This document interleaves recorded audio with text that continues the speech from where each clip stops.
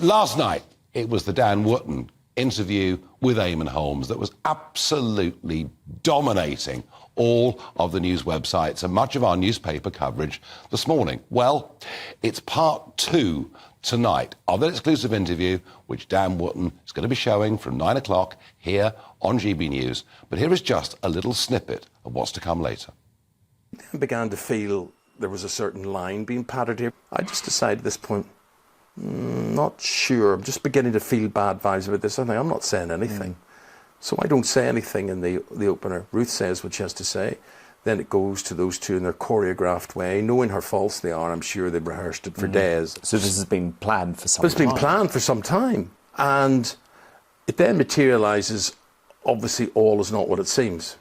Because he has obviously done a deal with the newspaper to give a version of what the newspaper knew. And it was all a bit weird. Dan Wootton joins me again. Dan, that was Eamonn Holmes exposing the cynicism with which This Morning as a programme dealt with this, with which ITV allowed them to behave that way, the way in which the Sun newspaper worked with the programme. And again, it's one of those things, you know, I knew exactly why he'd come out as gay, but this will be a shock to the people. So just explain exactly what happened here. Indeed, because this is a key part of the story, isn't it? Yeah. So there is this event, the National Television Awards, where there is some sort of incident. This is in January 2020, where this young runner confronts Philip, confronts Holly, confronts a number of ITV executives. In front of all the media. In front of all of the media, including me. Yep. Saw it with my own eyes that night, Nigel.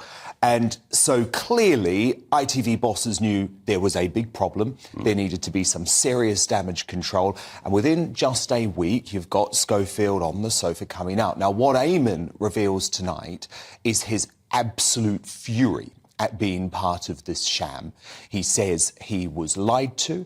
Him and Ruth were not told about what was going on until just a couple of hours beforehand. And what was going on was the Sun was about to run a massive expose about the relationship with this young boy. Not exactly. What had happened is that I, by that point, had moved into a different role at The Sun, and a decision had been made for the newspaper to have a closer relationship with ITV, and as part of that closer relationship, they were offered ringside seats and an exclusive interview for this coming out announcement. As a result, obviously they wouldn't run a story about the young runner. But it was actually something that was prompted by Philip. He's a crafty guy. You know, he thought, I need to get the biggest tabloid newspaper in the country on my side if they're going to swallow this story. But what was particularly shocking, I think, for Eamonn in all of this is that he was used. Yes. And he feels used, and he says now, because he's been hit all the time, him and Ruth have been hit all the time with these pictures of him hugging Philip and seemingly supporting Philip, and he says he feels embarrassed and ashamed when he sees because those it was photos. pre-planned, it was cynical, and it was done for a reason. Of course, and there's an amazing part of the interview, Nigel, which we'll show later in my show tonight, where he says that Philip was acting that whole day, and he says he walks into his dressing room first thing in the morning, throws himself onto his knees in front of Eamonn and starts sobbing, saying, I'm gay. And Eamonn says, who cares? Move on, mate. But look, it just shows, I think, that what we often see on that sofa, we're increasingly learning, is not the reality, and that's what's going to shock the public so much. Lots of breaking developments on this story tonight. Aren't there just? So we're now seeing a story that says Schofield's lover was paid off by ITV after Shane Starr's affair ended. What do we know about that? Well, indeed, and ITV are currently stonewalling the Daily Mail on that. They're just hiding behind the statement that they sent on Saturday. That's not going to hold, because remember, there's an ITV executive who's going to have to go in front of the Select Committee on Tuesday and face MPs. So you can't just say, we're not answering this question. So there's a big scandal brewing about who knew about this payoff? How much did he receive? Was any money coming directly from Philip, or did it all come from ITV?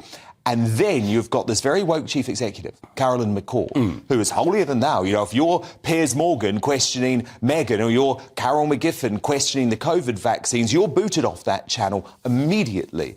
Now, today, I've actually obtained an email which was sent to Carolyn McCall by a former This Morning staff member in February 2020, revealing all of the details about this relationship with the young runner, including a link to a whole load of pictures showing Philip and this young man together. ITV today refused to tell me if it was that email that prompted their so-called failed investigation. We know it failed because they swallowed these lies from Phillip Schofield. Well, I wonder who will appear next Tuesday morning before the DCMS committee. Well, Carolyn McCall, you know, she is the chief executive of a publicly listed company. Do you think she'll go? I absolutely don't think she will go, but she should go. Yeah. She should go. I mean, this is a woman who has held so many others to account, hasn't given anyone a second chance, and now she believes she can sit in her ivory tower and hide behind a pathetic statement which has been proven to be untrue. I mean, you know, we haven't heard anything from ITV, Nigel, since Saturday. This is the biggest scandal that this broadcaster has faced in a generation. And as you say, story after story breaking almost still hour by hour.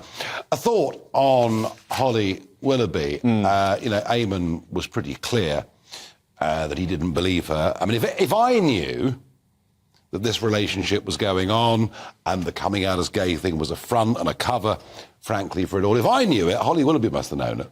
And this is the difficulty. She is due to return to that sofa on Monday, and now a whole load of pictures have emerged with Holly and this young man. Now, in fairness to Holly, she was the person who started the ball rolling on this. It wasn't ITV who got rid of Phillip Schofield from that sofa. It was only Holly Willoughby, because she made it clear to the bosses that she was not going to work with the man anymore. But did she swallow and accept his lie? Was she genuinely misled, or was there a case of willful blindness? Because I think this is becoming very clear now that there was willful blindness from ITV. Now, they're going to blame it on incompetence, aren't they? But Eamonn said last night that it is a cover-up. When you work as closely with a colleague as she did with Phillip Schofield, it is impossible, prior to that coming out charade, that she could not have known. Well, this 16-year-old boy was on the sofa making videos with Holly and Phil. So did he spin her some sort of web of lies about who he was? It is difficult for Holly. I feel for her in some ways, though, Nigel, because this was her worst nightmare. This is exactly what she feared. And she's a very popular figure. Yeah, and that's why she tried to break free from him. Yeah. And lots of people breaking free from Phillip Schofield tonight, though. The Prince's Trust, the King, has now cut all relationships with Phillip Schofield in the past hour. This is quite significant. You'll remember Phillip Schofield was the chosen one. He actually got to interview the late Duke of Edinburgh for a big TV special, so he's always been very close to royalty, and obviously his brand now so tainted that King Charles has decided it's simply impossible for him to continue. Well, you know, you may well think there are other big political issues that matter, but this really is the story that is dominating everything. And I didn't even know what Dan just told me, that the Prince's Trust had now broken away as well.